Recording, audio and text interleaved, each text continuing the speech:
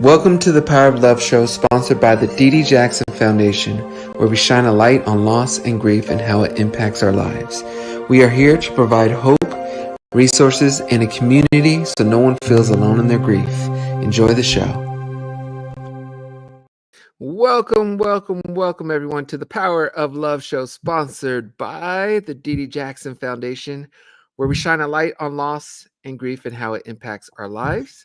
My name is TJ Jackson, and with me is my eldest brother, Taj Jackson. What is going on? How you doing, man? Good. How are you? Taj, I have to say, I'm great, by the way, but I have to say I've never seen that hat. I don't think you've ever worn it. It has that crisp new hat look.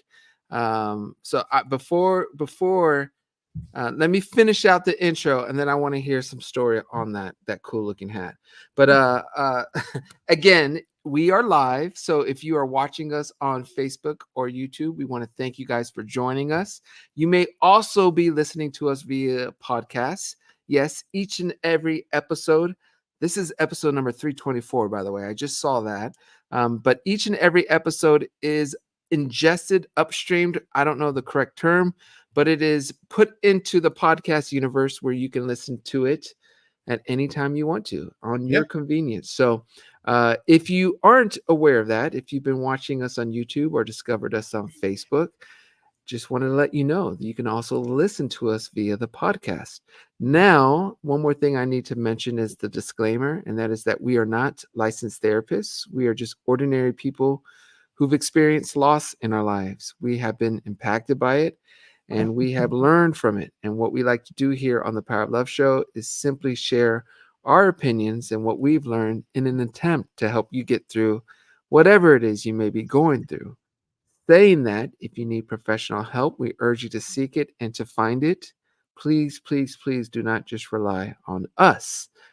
Taj Jackson, that is technically the intro. We usually talk about our weeks, and I think we still can, our previous 7 days. But before we do, I'd love to know a bit about the hat that you are wearing. That looks like Jackson's. Is that Jackson's Victory Tour? Yeah, it's Jackson Victory Tour. How did you find that? Did you remake it? Is it original? Tell me. What, you doing promotion for? No, I remade it, actually. Did you really? Yeah, I did. I actually remade it. I remade it. It took a long time, but I always wanted I have a Victory Tour jacket that's very vintage and retro, and it doesn't fit me anymore because I think I had it when I was 12 years old. So yeah, and I always said, you know what? It would be really cool to have a hat. And so I went on Etsy. There's no hats like in that. So and Victory Tour 1983? 4. So this is the 40th anniversary. 40? Okay.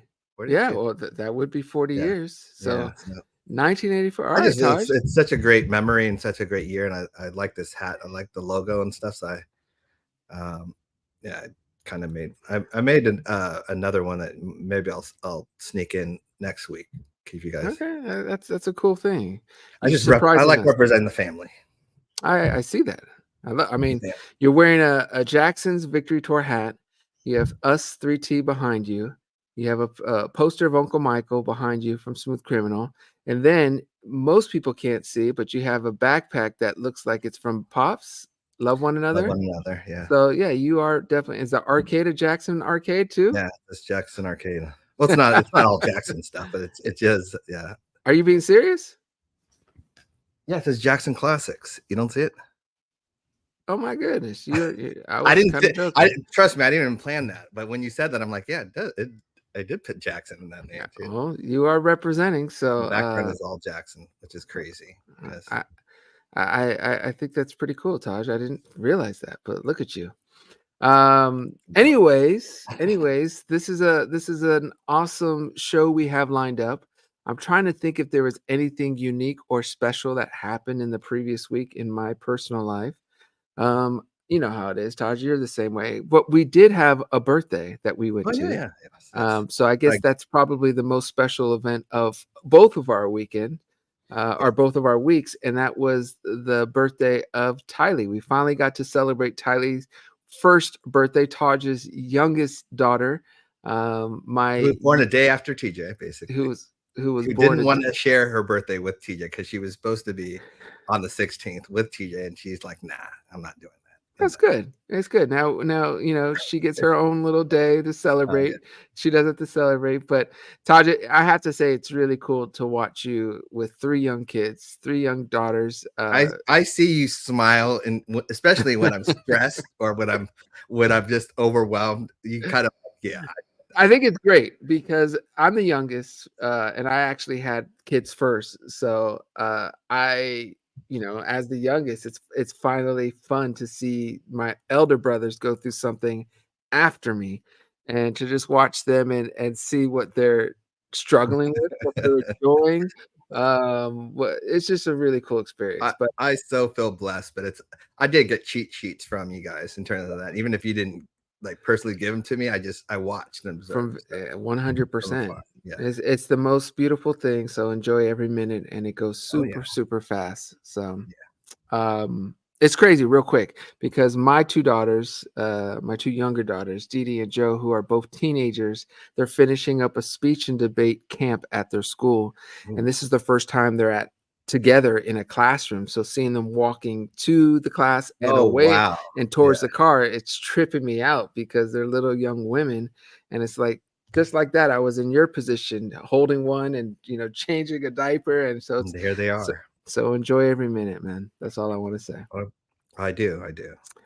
All right, Taj. I think that's it for our intro. I think it's time to get our incredible, Yes, amazing let's do it. guest I'm to join excited. us, if that's okay with you. Yes.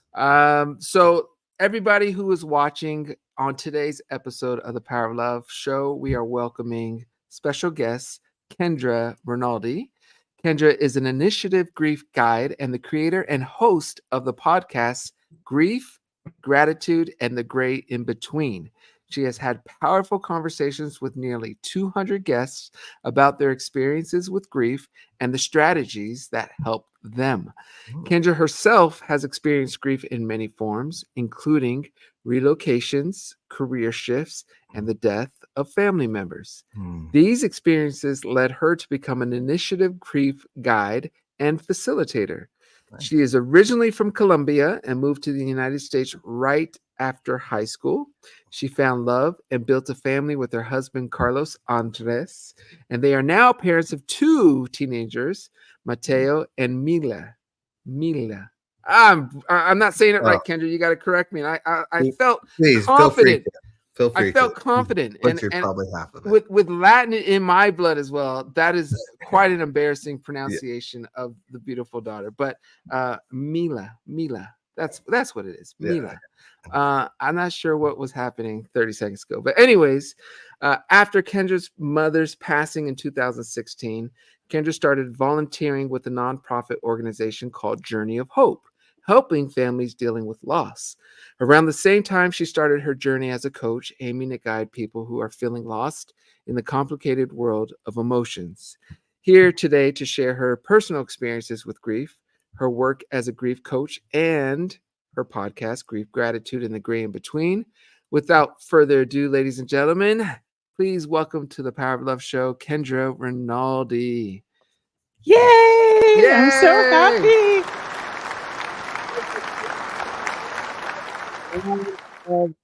And I'm sorry, I butchered Mila's name. No, it's fine. I don't. It's Did fine. I? Don't worry about it. No, Did it's I? it was perfect. It was perfect. It was perfect. Mila. When you said it at the end, it was Mila. perfect. Mila. Okay. And it's funny because it's written Mila. Even at her doctor's office when they were little, they had the nurses would have to like put in parentheses like Meela just so they Oh, would pronounce just it correctly when they would call out her name. So Wow. no worries. But I wanted to just stay backstage and keep hearing you guys chat. I just felt like I was like being That's so funny. spectator. Yeah, and it's so fun because it's like I said, it's so interesting watching my brothers grow up and become young men. So it's really cool. come into I their love it. own. That's so funny because you were the first parent out of the 3 of you. Yeah. I liked hearing that story and you Yeah. now watching them and them kind of asking for tips from their little brother. That Uh, must be very unique. it in a way, they've always been wondering how I do certain things and been asking for Oh, my no, here we advice. Oh. You But gave him an opening. That's what you I knew did, where it you was did, going. you did. But anyways, enough about us, Kendra. Let's get to you. First of all, Kendra, can you tell us about in I guess in a more specific way your personal journey with grief and how it led and drove you to become an initiative grief And guide. yeah, an intuitive, grief Intuitive. guide. I'm sorry, intuitive grief guide. Yeah, no problem. So I think you said a lot of it during the intro of all, a little bit about me and my moves and so forth. So I am from Colombia. I moved to the States in 1994, right out of high school. So relocations and being away from my family, I moved on my own, as well as death of family members and just different transitions in my life that really led me to this particular path. I feel that you said this at the beginning. You guys aren't therapists, neither am I. But I think that when someone's lived or gone through something, we all can be someone else's person at Mhm. a particular, any of the ones that are here watching or listening can be someone else's person, just someone to hold space in these moments in which we go through tough times. So that's kind of what led me to this path, is just feeling compassion for others and wanting to hold space for them. So I don't recall knowing the term intuitive grief guide. Okay, So so I I would will. love for us as well as our listeners and viewers to explain what is an intuitive grief guide. Well, an intuitive grief guide means that I actually, just like a therapist, doesn't like, I am not a certified grief coach. I don't have any degree to hold on. I am intuitively guiding Mm, someone in their grief journey. That's what intuitive grief guide is for me. very cool. So just as probably any of us can do, but I do it with the perspective of my own background as just a person that can read and feel personalities and emotions. And so that's the intuitive part of it that comes into play. Um, So go ahead, Taj. did you, which I find amazing in that way, but did you always like feel like that, like even before the grief kicked in, like you could always kind of connect with people in that way and be that person in that? That was my question. Yeah. Yes. It's funny that you say that because it's absolutely true. Like people always confided in me and would always seek for my opinions or thoughts or for me to hold some kind of secret. I Yeah, remember in high the school secret being the there. one. Yeah. I was the one that would know each of my friends' secrets in the group, but then I couldn't necessarily share it with the others. By the way, I talk with my hands, so I hope that No, doesn't Oh, distract that's any others. yeah. We're half you're Latin good. too, so don't worry. We know it. Yeah. Yeah, it's like, and I'm part Italian, so that's even Oh, more of you that. really have it. Yeah. Yeah. So yes, it is part of my personality that people just gravitate to be able to share. I feel I'm a good listener and I hold space for people. And so yes, prior to being in the grief space itself, I was the keeper of secrets. Let me just put it that way of Mm. everybody else. I think that's some. I mean, we've mentioned this in several of the episodes we've done prior, but I'd love to hear it from you. The role that just listening and receiving plays in someone to help others go through grief. One thing I love to ask from our guest, because it's something that's always I've always struggled with, and I think a lot of people struggle with, is what role you should play when a friend, a family member, a coworker, anyone is going through a very challenging time. Sometimes we don't know what to say, so we say nothing. But I'd love to just get maybe some input from you, since we talked about the importance of listening. What your perspective is on listening and how to handle and help others go through grief. It's interesting that you ask that because I get texts or calls from friends often like, "Oh my gosh, I don't know what to say. So and so died. What should I say? What should I do?" I'm like, just show up. Just be you. We are not necessarily ever going to say the right thing. Mm, We will mess up. And a lot of times because of that, some people end up retrieving and not even wanting to reach out because they are afraid of messing up. I'm like, what Mhm. if I say the wrong thing when I call? Like, what if I say, hey, how you doing? Well, of course they're not doing well. Like, what if, and so Mhm. all these things and fears that we may have, so somebody that is accompanying somebody else that's grieving, hold us back from being able to be there for someone. Now, the importance of reaching out and just being there and being present is huge. Even and you can literally start with, I have no clue how to do this. I have no clue what to say or what to do. There's nothing to fix, by the way, in grief. There's nothing, you're not there to fix the person. You're not there to Mm. fix their emotions. You're literally there to hold space. Just you don't have to say anything. Just, show up with somebody said that they're in one of my guests that the best thing they ever received was somebody dropping off a bucket of, can I say like a food brand and not Yeah, on you're here? good. Okay. A Yeah. bucket of KFC chicken at their Mhm. door and then just texting them and saying, I just left you, some food, like without, you just show up. That's all you need to do. Just the Show up. presence Just the goes presence. along. Yeah. Yeah. And I we all can be that. All of us.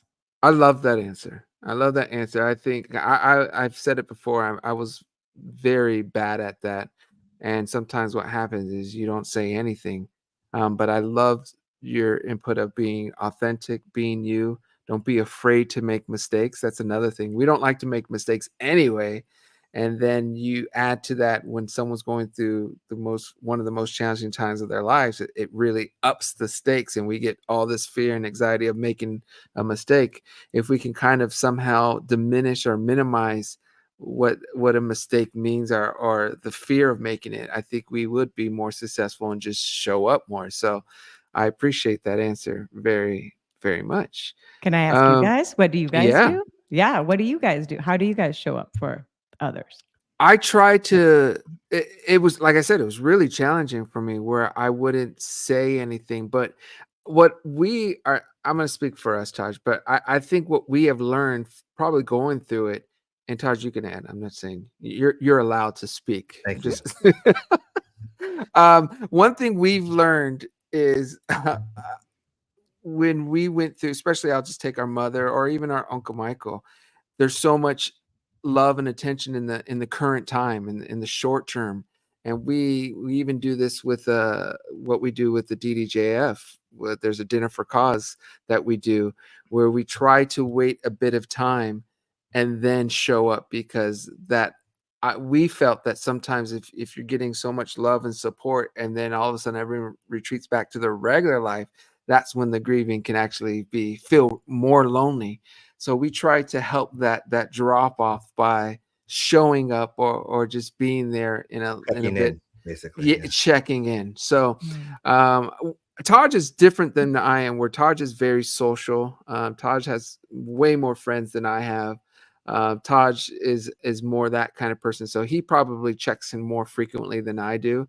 I still have some work to do, to be perfectly honest, Kendra, with staying quote unquote away. I'm just so fearful of making something worse, and I got to stop thinking that way. Yeah, So and when you just say it straight out, like literally, I know I may not be saying the right thing, just know that I'm here, like Mhm. something like that. I think that's It's so powerful. yeah. That's great. That's great Yeah, advice. some of the people that I've talked to in general, they remember the people more that didn't show up Mm, than the people that showed up in that way. And I was someone Interesting. naturally in the past that was so scared that I didn't show up a lot in that way. mm, And it wasn't that I didn't. And once I started hearing that from other people, I was like, oh my gosh, I don't want ever someone to think I Mm. didn't care in that way. But it was just because it was so raw with my grief and in that way that it was painful. Especially I hate going to hospitals to this day in that way, because that's when TJ, I know TJ doesn't have the best memory, but it was in a hospital that the doctor delivered the news that our mom had died. So mhm. there's something about going to, especially emergency or anything like that. It's not something I like to do. And so when people, whether it's family or friends, are in the hospital, it's like, I almost feel like me going there is, you know, So it's something I have to get over and in that way, but I've had to tell other people, look, I'm sorry, it's not, but it's all learning. That's what the Mhm. podcast, is for in Yeah. that way. But I think that is so valid what you just said, that and you even sharing with someone in that moment is like, I would go there, just know that right now for me, I don't know how helpful that would be, because it still brings up a lot of emotions when I go to a hospital. So I'm not there, but just know I'm holding space for you here. I'll check in via text or something like that would be something that could be beneficial if you still feel that it's activating something within yeah, you to go to a hospital. And it's so it's you did that's what go hard through a because trauma. It was a trauma, and it's a trauma response what you're going through. So it's a trauma response, and then I'm also like I'm very as an like an empath. I kind mm, of, if I was in that situation, I'd want to feel people's strength, not sorrow, almost in a way. And mm. and so I I'm just a positive person in that, and that especially if it's something that I feel they could beat, then I really want to make sure. So I feel like I can give them that through talking to them or text more than if I see them and my reaction's different and my, but that's me. But let's get back to you. No, well, This is not I love a, I love yeah, chatting. very I good love though. I just again, and then we'll move on. But I love the idea of being humble right off the bat and acknowledging that you may not be, Yeah, you you might say don't the know, wrong thing. you may say that, and that you don't know what to do. Whatever you're feeling emotionally, I think that's a great It is idea. a thing. Now, Kendra, I'm going to ask you, how did the passing of your mom in 2016, how did that shape your approach to dealing with grief and helping others? So that was just very different than when my sister passed. It had been 20 years prior to that. So my sister died 20 years before that, and my mom died in 2016. And even though I'd already experienced grief, my sister's passing, a miscarriage that I had, and friends and other family members, when my mom died, I felt this curiosity as to how it is that other people grieve. Like, I knew how our family grieved and our own mourning process and the things that had helped us. And I just started to become curious as to how others grieved. And so I started, researching, and ended up becoming then a volunteer at Journey of Hope, a nonprofit organization in the Dallas area, which is where I live, that helps families that are grieving, and accompanying people and facilitating them in that way. And seeing these dynamics then in that space were also part of the fuel that led me to be then a grief coach, and then also have the podcast. It was partly curiosity of my part of Mhm. that was that of the curiosity, and the other part of just being that accompaniment for someone else, because I felt like as a family we all had each other, but I know that other people don't have that, and sometimes they feel, even if they do have family members, they feel removed sometimes from them because of the uniqueness in how everybody grieves. Sometimes can create strains in the family members that are grieving. And so having either a therapist or a grief coach or going to other type of organizations, I feel is really helpful for individuals. And so I wanted to be that for someone else. You went through quite a bit of loss and grieving situations. I'm curious to know, and just from hearing you speak, you seem to have quite a bit comparably to others. You seem to have a solid grip or sense of stability when it comes to this topic. And my question is not why, because that seems so I don't know, but what would you accredit to that balance, that stability? And then what also my another question is, what would you suggest to someone who is going through grief and just an absolute mess, emotionally, mentally, and because to me you seem like the opposite of that. So, and I think everyone would want to be able to have that I don't know what the term is, but that stability in the emotion. So again, why or how did you get that? And then what would you advise to someone who is on the opposite side of that?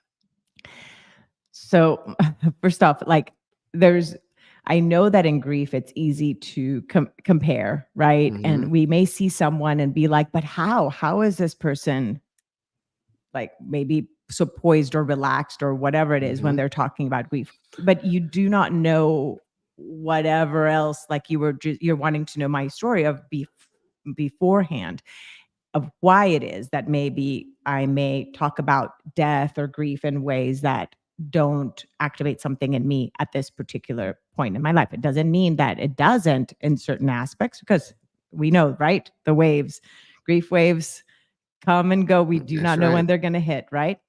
But I attribute a lot of it to my upbringing and my beliefs growing up, with how my parents really talked about life after death and our own like lore per se as a family and belief system, as to what brought me some kind of comfort when my sister died and then when my mom died, but also seeing then the ways that they themselves lived the grief of my sister's passing also taught me. So I learned by Mm, example of ways of being able to still live life fully, even if we're grieving, thriving, even if we're grieving.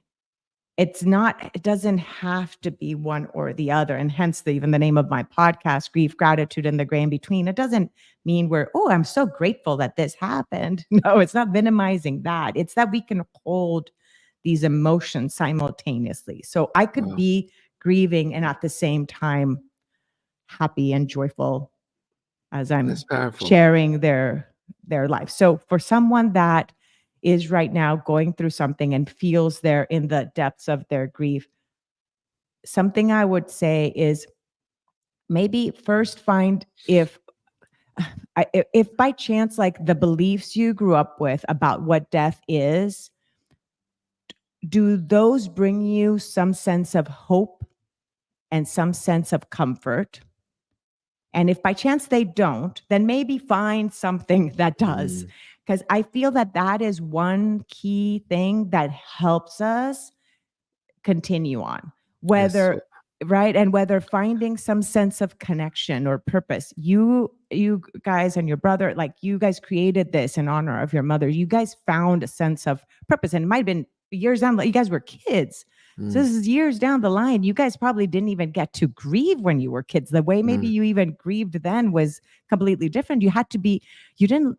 I'm sorry, mm. I'm projecting. Is that okay if I'm Yes, saying yes, more? please, yes. So you guys had, not only did you have to grieve the death of your mom, you guys had to, your life had to shift. You lived, the person Mm, who was your caretaker was no longer there. You guys had to move probably from where you lived, yep, right?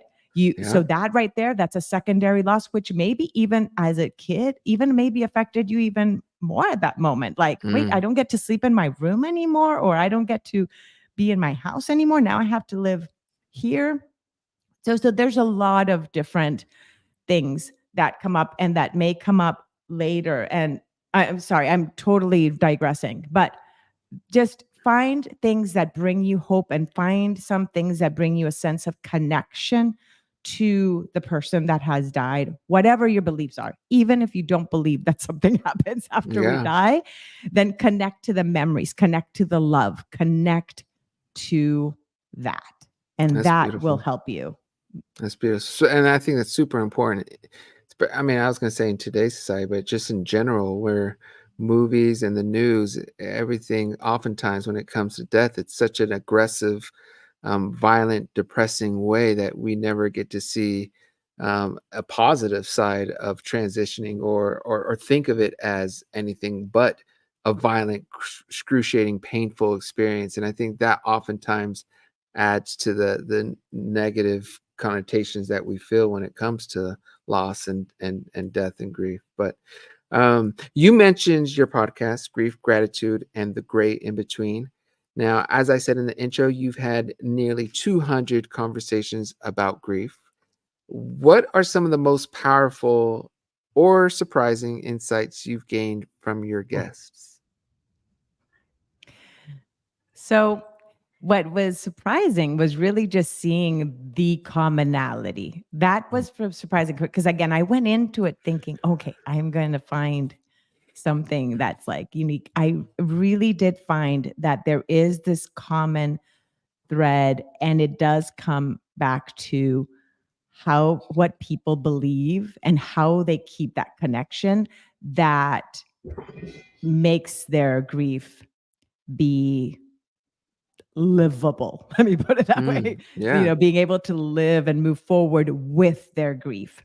So it validated that belief that we can move forward with our grief. All the people that reach out to be on the podcast, the majority of the people reach out to be on the podcast are usually authors and things like that have written books about grief and their own journey, and I could notice that common thread.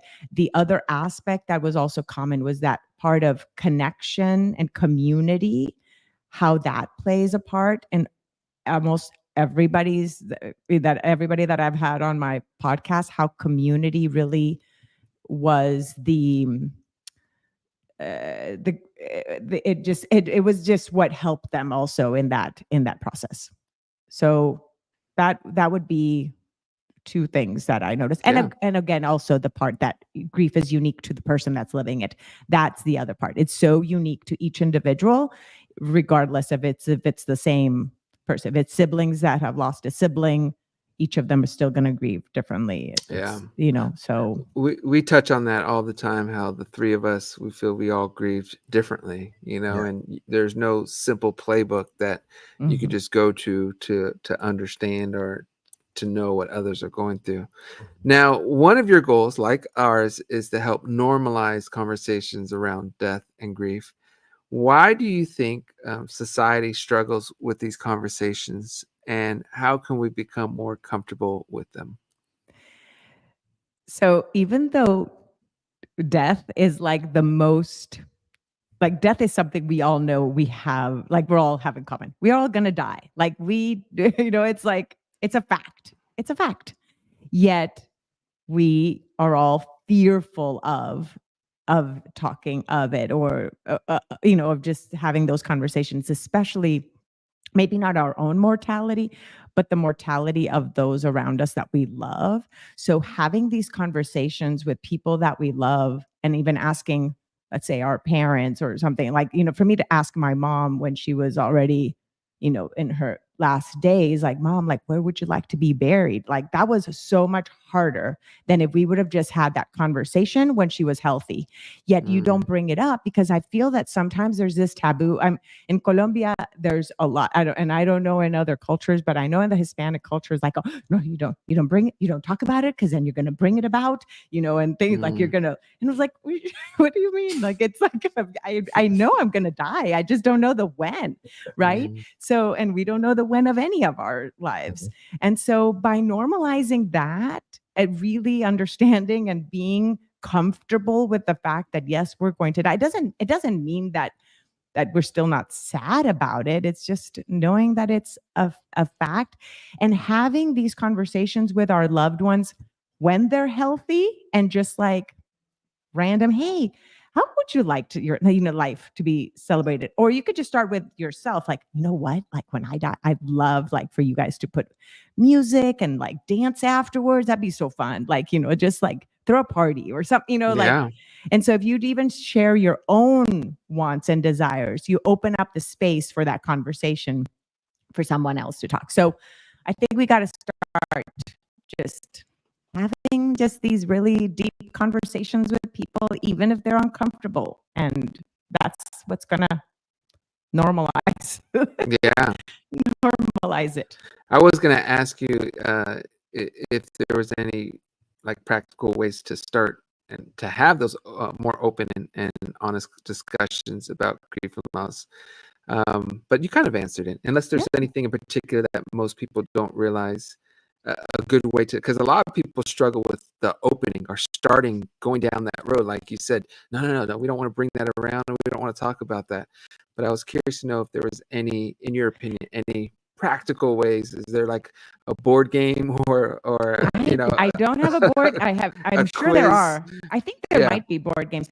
But when you're watching a show, I'll give an example. My husband and I were watching a show, Dear Edward, a TV show, and it has to do with death. And there was some celebration of life happening in the show that was like that, dancing. And I told my husband, I'm like, oh my gosh, that's what I want. Like, if you are watching something that inspires you, that has to do with how someone's life is being celebrated, take that opportunity maybe to mention it to the person that's next to you, whether it be a friend or a loved one.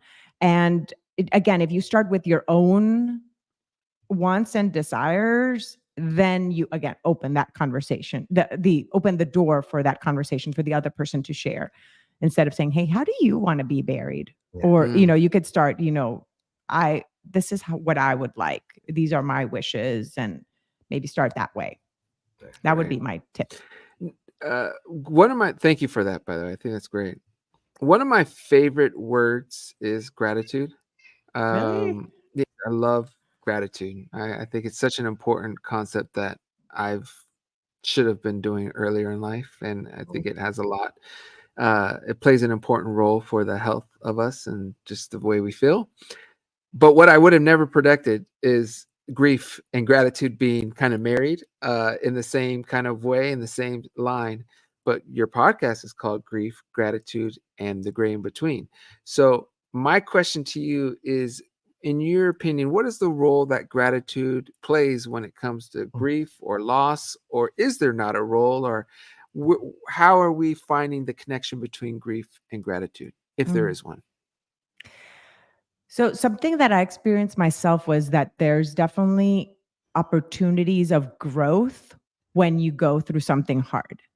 And gratitude is another opportunity to kind of shift a little bit. I actually created a t-shirt that I had been called, it was like gratitude flips the switch. And I just liked that aspect of like just thinking of one thing, and it could be so minimal, but it could just shift a little bit your perspective or your feelings in that moment. So when you wake up in the middle of, as you're grieving, and let's say in the midst of it, and you really can't find anything to be grateful for, you might just start as little as, I'm just grateful that I opened my eyes today, or I'm grateful that I have a pillow to lay my head on as I'm so tired and so sad, and whatever it is, like just little things. And each day, by adding some aspect to be grateful for, it will give you some sense of purpose of why you are still here as well. And yeah, that it's a way of kind of holding on to this life a little longer, even if in Yeah. those moments of grief, you may not even want to be even, we actually might not be grateful that you opened your eyes the next morning. Maybe you're Yeah. not, because you would have wished to not, because of how much grief can actually affect all these emotions. But little by little, it's like a muscle you just kind of start developing, and it starts shifting. It's like turning on good music can shift your mood. Gratitude can also do that for you. Yeah, I love that. I can say that's definitely. I mean, I feel like for those who are depressed, gratitude can really help you come out of it. And I assume this is a very similar thing. You're going through a lot of loss. If you could find a way to practice your gratitude, it'll help you feel better and continue to live forward as fulfilled as possible. Yeah. Um, Can I ask you, Taj, yeah. what, like right now, Taj and TJ, what would be something like if you had to be grateful for, like right now, like what would you say? For me, it's health and my family's health. I feel very fortunate and blessed to have myself being a healthy middle-aged man. I almost said young man, but I can't say that anymore. And then my family's health, not just my kids, but my siblings and uncles and aunts and grandparents and cousins. And overall we've been pretty fortunate, and I'm very thankful to have them living, and so that would be the primary thing for me. How about you, Taj? That's a hard question for me because I'm a half glass full person, so I'm Mm. grateful for a lot of things in general. So narrowing it down, but TJ said it right. Like the health of my family and friends is probably number one for me, just because of we've had a lot of loss because of that aspect of it. And then I would just say community in general. Like I'm a people person, so I'm grateful for my friends in that way. I have a lot. I mean, my daughters have given me purpose in life in that way. Yeah. You know, just seeing through their eyes a bunch of different things. And, you know, I was older, and I don't want to say the word bitter, but I definitely had gone through life and seen it through fresh eyes in that way, and how they experience it has It's beautiful. re-energized me. So yeah, I would say, Thank you. Thank you yeah. for sharing. Yeah. Yeah. I'm gonna ask you too, Kendra. How, since we talked about family dynamics while grieving, how does grief impact family dynamics? And is there any strategies that you feel families can use to support each other when they're going through a loss or grief or anything like that? So I'm the eldest, as you are, Taj. Yeah. And that really was a big impact for you. I'll just share, for example, when my sister died, I'll share those there. I was 21, she was 18 when she died. And then the siblings that I have after, so it's two of us, and then the other two is as if it was two sets, all from the same two parents, but two different sets pretty much.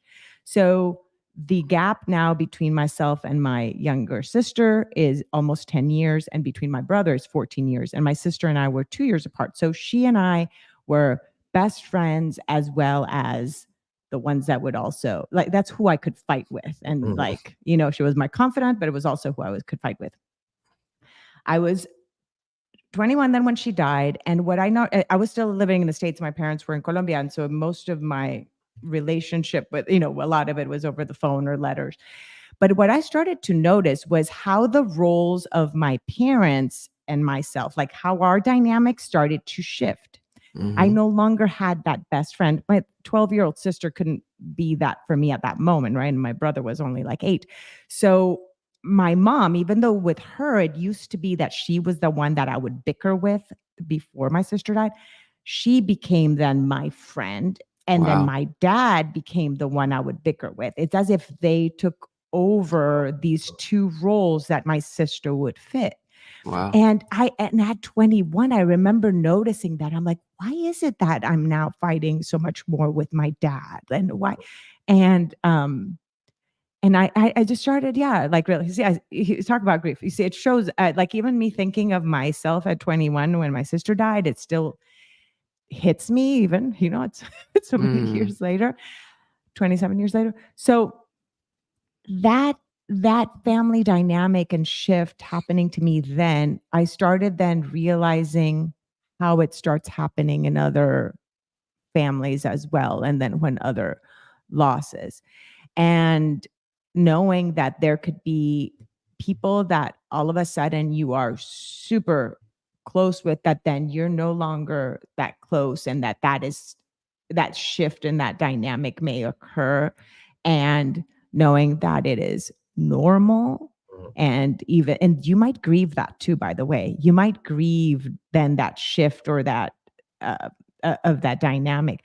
For example, Tasha, how old were you when your mom died? 21, You were 20 or 20. 21. Yeah, it was Okay. 94. So So you were the only one that was an adult, basically, right? So imagine that role and that responsibility, that all of a sudden you're like, oh my gosh, now I have to be, you guys still had your dad, but it's still, you had to be now a, another parent almost, right? And that is a role that changes, because then the dynamics with you and your brothers shifted at that time too. Not only are you now the brother, you're also like another caregiver. So these dynamics are very normal when someone dies, and knowing that they are, and that there might be a little bit of adjustment that will occur, mhm, is something that we just all just kind of have to let it just kind of flow and kind of fall into place as it goes. got it. Yeah, that's nice. It's very true. Kendra, I want to, because we're running short on time. I Oh want yeah, to. I'm lengthy talker, by the way. My No, I responses are love it. not You all ones. are. Well, I want to make sure everyone knows about your podcast. I'm going to put this overlay up. It's Grief, Gratitude, and the Gray in Between, available on all major podcast streaming platforms. Ladies and gentlemen, go check it out. Listen, go follow, share it. I assume I wanted to ask in particular, who would you say your podcast is for? And how often do you do it? If you could just give us some detail on the podcast for those who are listening, Okay. who enjoy listening to podcasts. Well, first off, thank you so much for having me on this podcast. I'm just so Yeah, honored to be on the other end. Yeah, as you see, I can't help myself but ask questions. I'm used I to being love it. on that end. I love it. So thank you for challenging me to be on the receiving end of it. To So know what thank it's you. like. Yeah. Yeah. The I don't forgot the question. The podcast is for everybody, really. Okay. Anybody that is grieving. I think there's different tools out there that people can use in their grief journey, and you can maybe listen to this podcast and be like, "This is what speaks to me." This is the one Mhm. that speaks to me. I can relate to the way that these people are sharing, or I can relate to this book, or I can relate to this.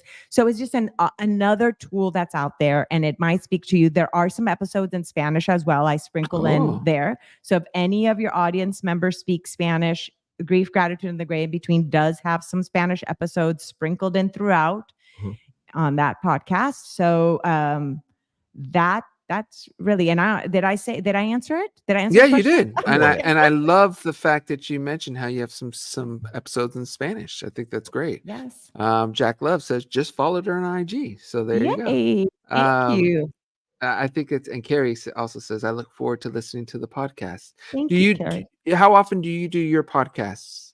Oh, that was the other question. Yeah. So at the beginning, I was doing one a week, Okay. and I've now shifted. I had to kind of self care as well for Yeah. myself and two teenagers.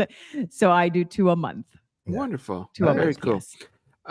Um, I'm seeing what you said. It said the Death Deck. That's a card game that can get the conversation. That Oh, is there true, you go. Caitlin. Perfect. There you go. Yeah. Okay, so let's see what else we have. I'm trying to think. Taj, is there any questions you had before we get to our Big Bang final question for Kendra? And I should say, Kendra, before we get to the Big Bang question, is there anything you want to talk about regarding your podcast? Anything else that you do Oh, that you just want it's everyone just to an know about? option. Yeah, the Okay. podcast is an option. The coaching is an option. And again, I do coach in Spanish as well. So if you feel that you have not found someone that you can relate to in your grief journey, that's an option. And coaching does not replace therapy either. So Okay. that's another, it's just an added bonus if you want to have a coach, if you want to have a guide that just walks alongside you. That's an option. How can people reach out to you for On the the web coaching? on the website as well. Grief, Gratitude, and the Gray in Between, or Okay. KendraRinaldi.com. Okay. And for those who are watching, you can see Grief, Gratitude, and the Gray in Between.com. It's on the screen. It's all spelled out the way you would think. So if you're listening, you can imagine it's simply www.grief, gratitude, and the gray with an A Yes. in between.com. Okay, good. I wanted to make sure I didn't miss that. Taj, anything else you wanted to ask Kendra before we get to our big final bang?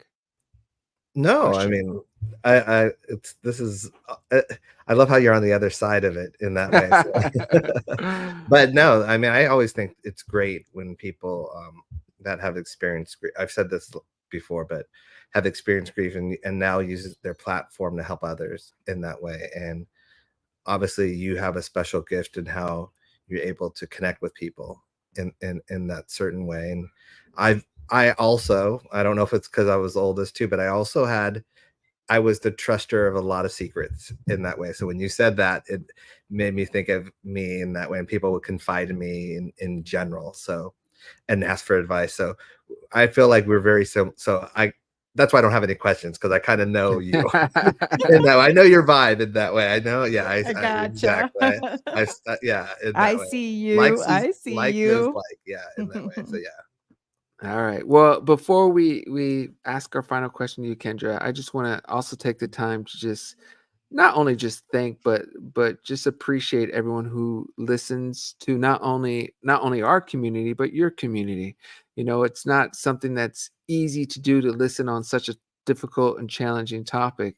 But one thing I've really learned and I can attest to is that every time I'm finishing one of these shows, I feel great. I feel better. I feel uplifted. I feel stronger. And I hope that comes across for you all too. And that's something you all who are watching and listening to not just the Power of Love show, but grief, gratitude, and the gray in between as well. So I just want to give a shout out to all of you for taking that step to listen on a regular basis to our shows. And I hope you do feel that strength that at least I feel just being part of this. So, okay. With that said, Miss Kendra, the floor is yours again. Just to brief you, even though we did so before, and our community knows what to expect. This is your time. You could talk about anything on topic. You could talk about anything off topic. You could talk about anything you want. The question is, what would you want to leave our community with? Okay. So yeah, when you said that you'd ask that last question, I was like, oh, so what? Can I talk about the weather? I'm like, so Yes, you can. yes. So first off, thank you again. And to those of you that hopped on live, thank you. And like you said, grief and talking about death does not have to be this scary thing. And it can be uplifting. And I feel just like you do, that after I talk about it and I do a podcast and I interview, I actually probably laugh more than I cry. And I think that even this conversation, we've probably been laughing more than we've been crying. Yeah. So that's something. Now, one thing I want to leave the listeners with is this distinction between grief and mourning. That when I learned that and I found out that difference, it shifted something in me. Grief is something that just happens. We can't control it. It's just the array of emotions just occur. Mourning is the external representation or representation of that grief. And that is one little part that you do have control over in some shape or form, in some ways. And whether you choose to create a podcast like the three of us here have had, or a foundation like you guys have done, or a service project, or whether you choose to connect with your loved one by writing letters to them that maybe nobody else will ever read, whether you choose to mourn by writing a song, whether you choose to mourn by doing a dance representation, whether you choose to mourn by creating a nonprofit organization like you guys have done as well with Music Heals.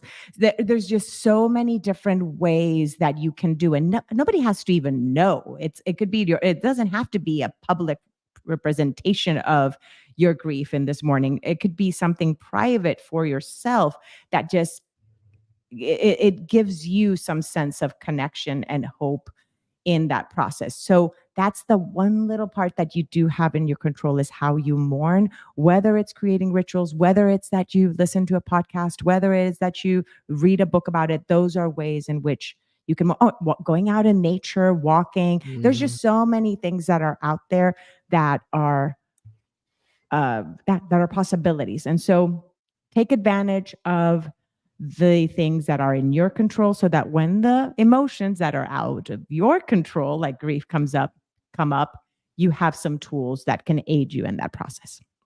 Well said. I love it. Mm-hmm. That was the original. We hadn't heard that. So, well, thank you for contributing that to our community.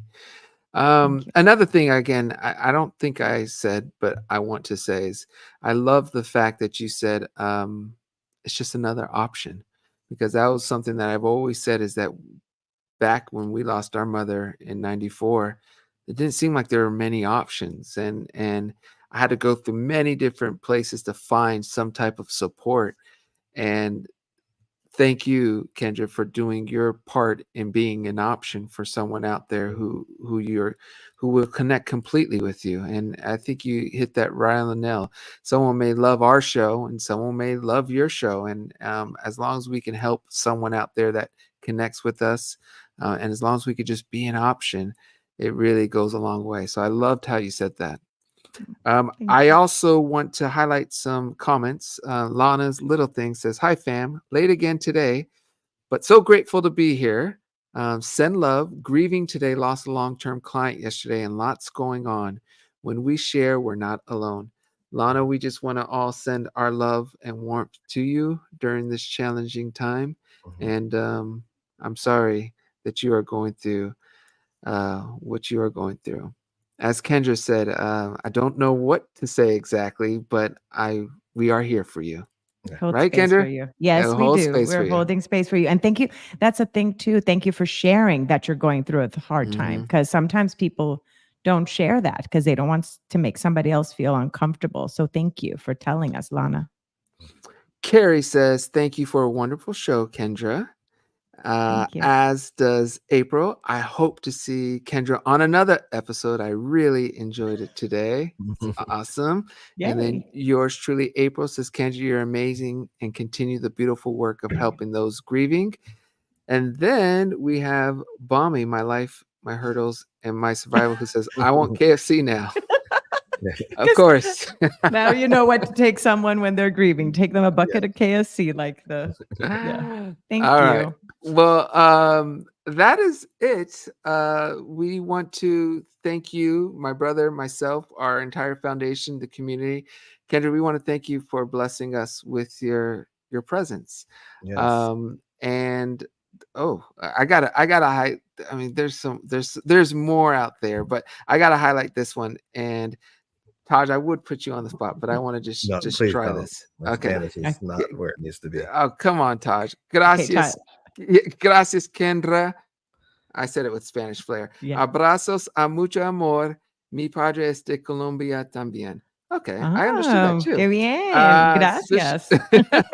just had to. Just had to. Okay, Taj, anything else to say before we close?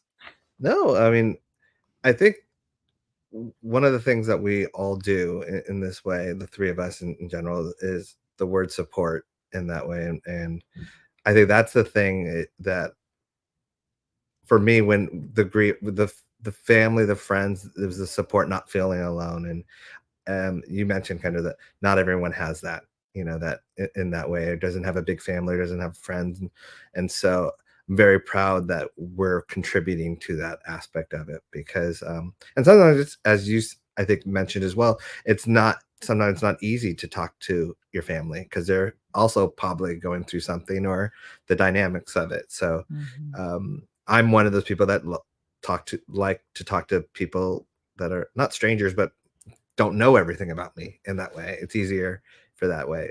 So yeah, so I just appreciate what you do, and I'm so happy that you're on. And as TJ said, an incredible option for people in that way. So I just would want everyone to check Kendra out on the website, and that's all I have to say. Oh, I'm And the just so podcast. grateful. Thank you guys, really, Yeah. for having me. It was such an honor. Thank you.